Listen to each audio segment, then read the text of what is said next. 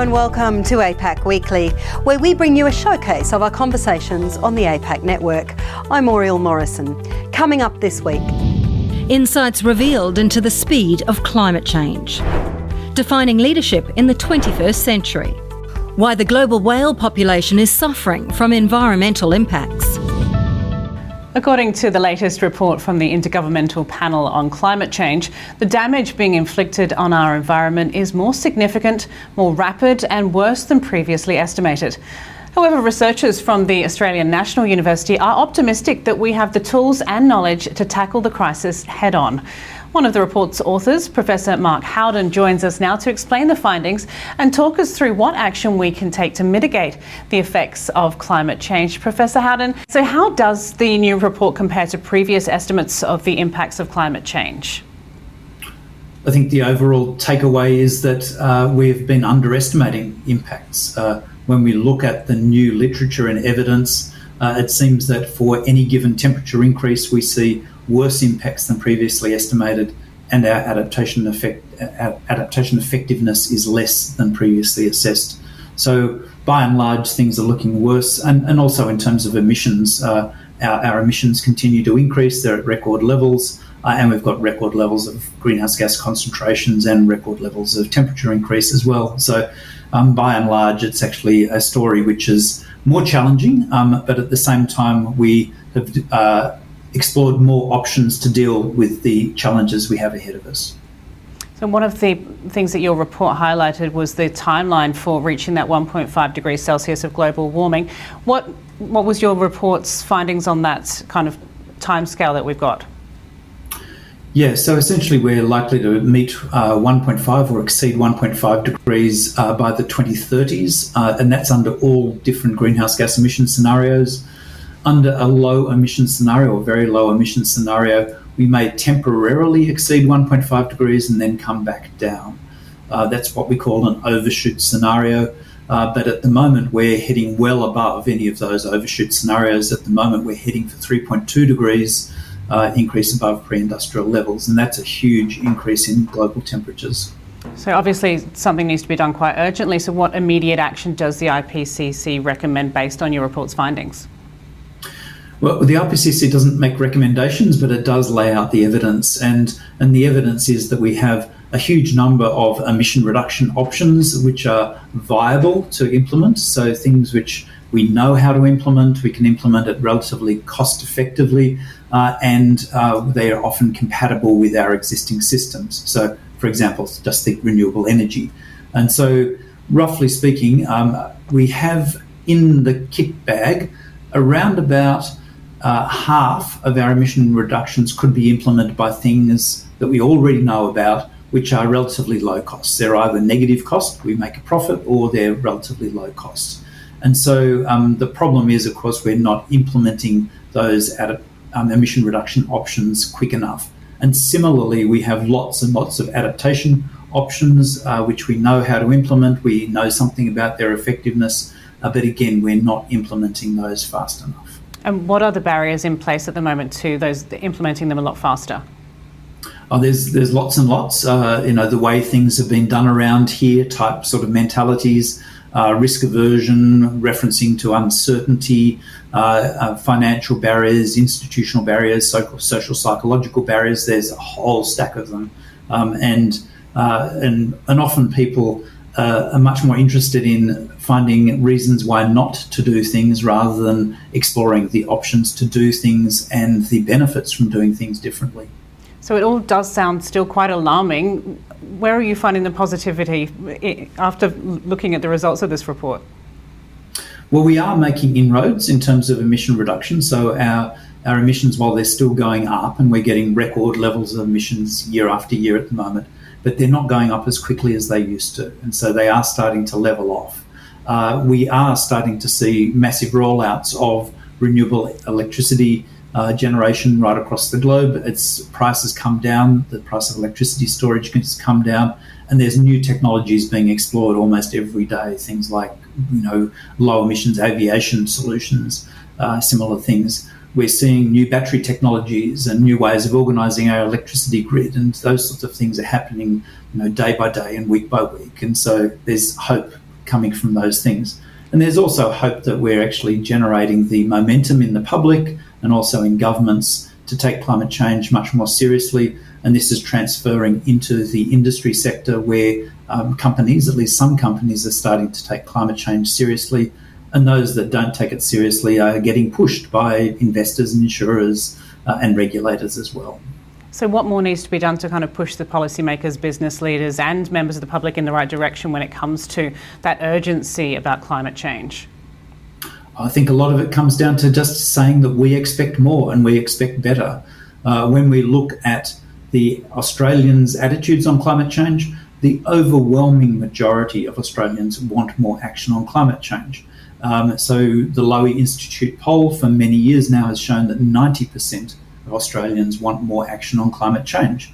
And so that's a pretty overwhelming number. What I would like to see is governments and business responding to that overwhelming sentiment and giving people options for low emissions activity, low emissions services and goods, which actually can be at a good price point. And so people will adopt them, they'll feel better off for doing that.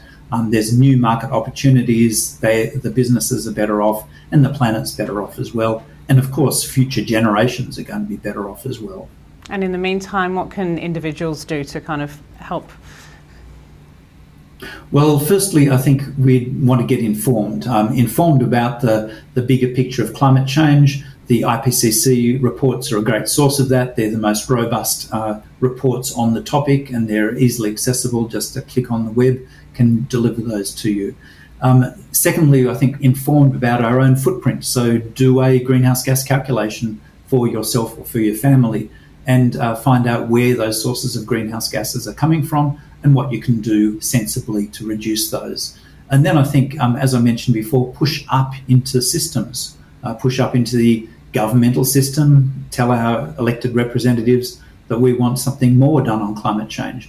Yes, for example, the electric vehicle strategy is good, but is it going fast enough and far enough? For example, people have said we should have targets for electric vehicles. So push into the system, say we expect more, and start to, I think, talk with others, particularly those who aren't engaged in climate change or who are sceptical, and actually generate conversations which are respectful and which demonstrate the changes that we're seeing. The changes that we're seeing are now unequivocal.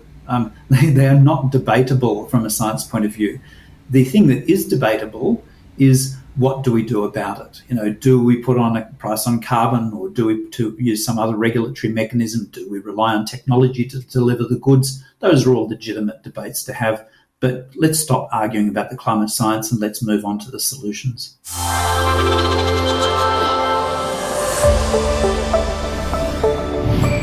It's well known by now the global transition from fossil fuels to renewables is critical to meeting the world's emissions reduction targets, set out in the UN's Sustainable Development Goals and the Paris Agreement. But these fuels, including coal, oil and natural gas, still remain our dominant sources of power, supplying around 80% of the world's energy needs. Every year, the World Energy Council releases its Trilemma Index, so named because of the energy trilemma which countries have to manage: energy security, energy equity, and the environmental sustainability of energy systems.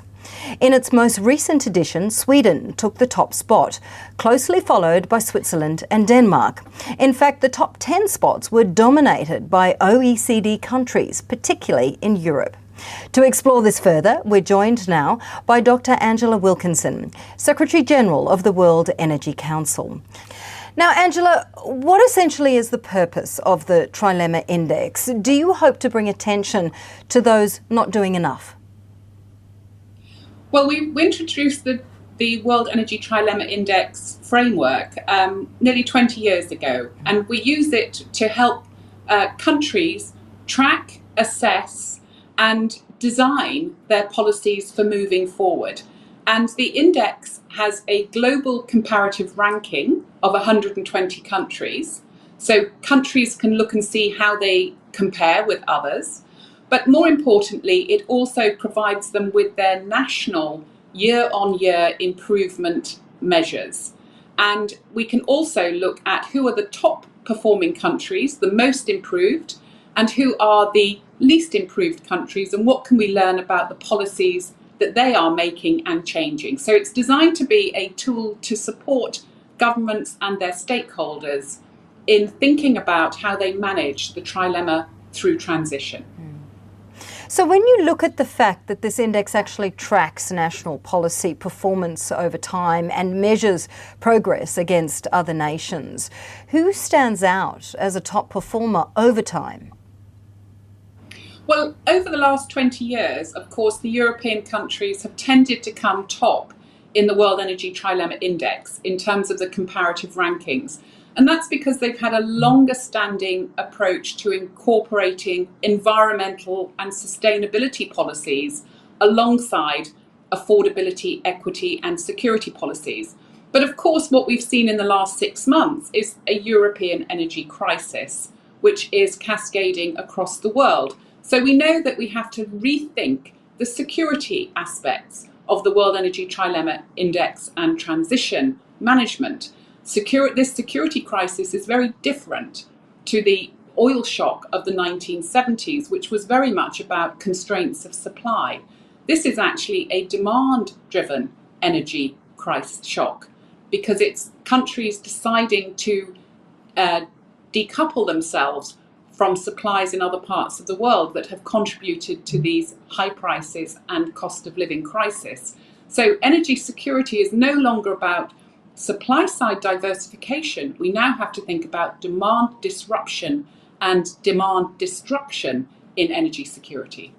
You have often said that when it comes to the energy landscape overall, what we see today is crowded, you've called it competitive and costly, and we need to see more sustainable energy. Are we moving fast enough when it comes to this transition?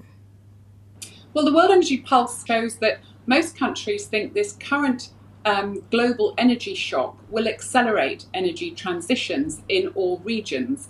But I think the important bit to remember is that there are multiple energy transition pathways. There's no one size fits all. Each of these pathways will have a greater mix of resources and technologies, and will also use other measures such as carbon capture and storage and nature-based solutions in order to achieve their net zero goals. And the other bit that we have to bear in mind, when you opened, Oriel, you talked about 20% of the global energy system is currently electrified, and only 15% of that 20% is renewable electrification. So as we take renewables to scale, we are finding new security issues around materials, metals, and water in terms of taking renewable energy resources to scale.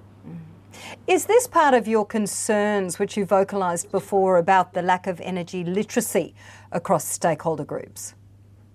Absolutely. So energy literacy, like financial literacy, is going to come to the fore. If we really want to address the Scope 3 emissions of the Paris Agreement, that's the emissions you and I are responsible for in our use of energy, directly and indirectly, then there's no way to do that without thinking about what we mean by useful energy and users, and affordability, as well as security and climate change. And affordability isn't just about willingness to pay or ability to pay, it's also value in use. And our uses of energy are changing, and our needs and how we're storing energy is changing, and the costs of supplying energy are not being fully priced in to some of these comparisons around different energy options. Now, if we look at some of the latest results that's come out of the Trilemma Index, they show that renewables account for over 80% of new capacity additions. But global carbon dioxide emissions still continue to rise. What is the solution here? Well, our solution is humanising energy. That is, you've got to involve users and uses, not just think about suppliers and producers. There's most of the attention around investment at the moment is about investing in new supplies that are clean and green. But actually, we can't address the Paris Agreement or the United Nations Sustainable Development Goals without thinking about the people side of energy. Who are the users? What are their behaviours? What's their understanding of role in energy transition, and how do we enable and empower them to play their part? So I think the answer is humanising energy rather than keeping this conversation around the supply-centric mindset that we think dominates policy and discourse at the moment. Now, when you look at the geographic picture, Angela, of course, you're coming to us from London today. We know that Europe is doing fairly well when it comes to the transition. How does this region, how does the Asia-Pacific region stack up? So, well, the World Energy Council operates in over 94 countries across the world. So, I'm here in London, but our members are distributed across the entire world and all regions. And there are big differences. There are big differences in narrative as well around what's the story of getting to net zero. So in Europe, we tend to talk about clean and just energy transitions. In North America, they tend to talk about resilient and sustainable energy transitions. In the Middle East, they tend to talk about circular carbon economy transitions. And in the Asia region, I think there's 5 Asias actually in our membership. There's not one Asia. There's also a concept of ecological civilization, which I find fascinating because it's the only frame really that says this is about people and planet, whereas the others are really about technologies and investments.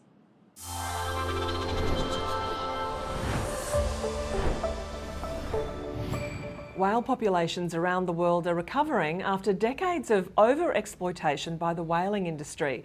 But this thriving population is now facing the challenge of climate change and ocean warming. Researchers from Australia, South Africa and South America have joined forces to address this problem.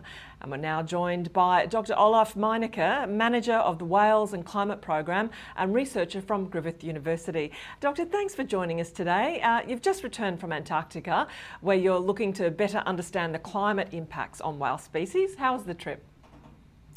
It was a very exciting trip. It was also on board with a special guest, Dr. Sylvia Earle from the States, and we've been very lucky to head out there to explore some of that environment, of course. And for me, it was the first time, but in all that sort of a wonderful environment, there's also there's trouble in that place, and the humpback whales that we're particularly looking at, which are impacted by climate change as any other species on this planet, they're feeding in this area, and they're starting to change the way they're feeding, where they're feeding, and how often they actually migrate to that part of Antarctica. So we went to West Antarctic Peninsula, which is sort of like the top of the Antarctic region that is actually impacted by warming stronger or more than any other place in the Antarctic. And of course, the whales are responding to this with a change in their behavior.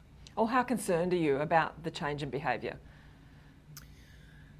With humpback whales, they are quite intelligent, and they are definitely capable of adapting to changes, and we're seeing that they're adapting around the world in different populations. These changes include seeking out new places for feeding. So we've got supergroups come up where a lot of whales feed outside the traditional feeding grounds.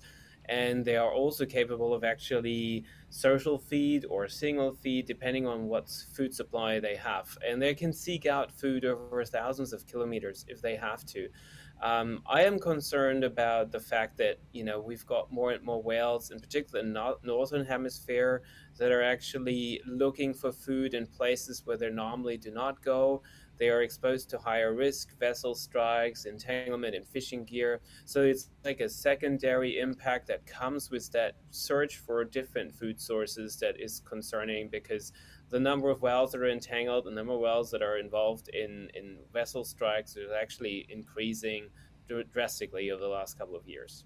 So the whales which travel along Australia's east coast and through the so-called Blue Corridor, they may soon not be able to get enough food for their long migration north. So what they're doing is basically changing their migration timing. So they know that there is a shift in food availability in Antarctica, and that means that arriving earlier in some places is of benefit, and leaving earlier is also beneficial because there's no food to gain.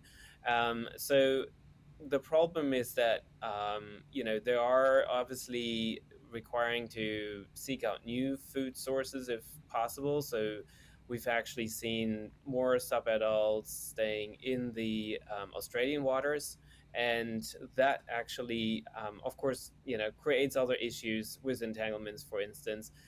So while the humpback whale population is relatively stable at this point, we're sort of concerned that we might reach a point where there was a decline happening because the whales are not able to find enough food or not able to reproduce quickly enough.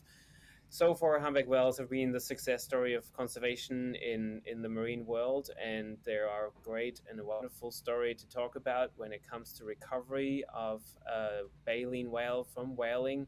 But of course, they are now sort of on the front line of change because their numbers are high. There's a lot of them out there, and they all need food. So research has shown that whales are already adapting by having their calves further south. Is that because they don't have the energy to make it to their old breeding grounds? So we think one of the adaptation is that they can have birds in sort of like temperate or in subtropical waters. They do not need to migrate all the way up to the north where it's obviously warmer. So for instance, the Great Barrier Reef or a Ningaloo Reef. They can actually have birds along their way. And they've been doing this in the past, but we are really noticing that, we've seen calving in New South Wales, so really in the sort of more temperate to subtropical waters. And of course, by doing this, they don't have to migrate as far. So it's almost 2,000 or 3,000 kilometers that they do not have to swim, and they can save the energy and put it to the calf. Okay, so what's next for you? What will you be looking into? So we have gathered a lot of data from various researchers and organizations, and one of the big aims is to analyze this data for patterns. So it's over 150,000 sightings of humpback whales that we're going to look at, and the sort of aim is to find out what kind of long-term trends can we find in the data and how it relates to climate change. Researchers are aiming to redefine leadership in the 21st century with the use of cybernetic principles. The Australian National University's School of Cybernetics hopes their latest report will help equip Australia's current and emerging leaders with the skills to shape the future of our fast, smart and interconnected world. Professor Catherine Daniel is one of the report's authors and joins us now to talk about the role of cybernetics in leadership. Professor, welcome. Can you explain in simple terms what cybernetics is? So cybernetics is a field of study and practice that looks at complex systems, how we act in them, and how we think about the interplay between technologies and environments and societies. It helps us really look at the interactions and the different facets of how we see the world and how we navigate through it. So how can those principles help leaders, for example, the example that you used from your report, to kind of navigate the complex systems that we have in place in our world already? In the report, we talk about a number of principles. One of those is perspective plurality. One of the challenges we have with developing many of our new systems in today's world, so there are only certain people and perspectives that are involved in building them. You think about many of the new technological products. They're often built in the Western world by a certain group of the population, and this means that there are many perspectives that aren't included.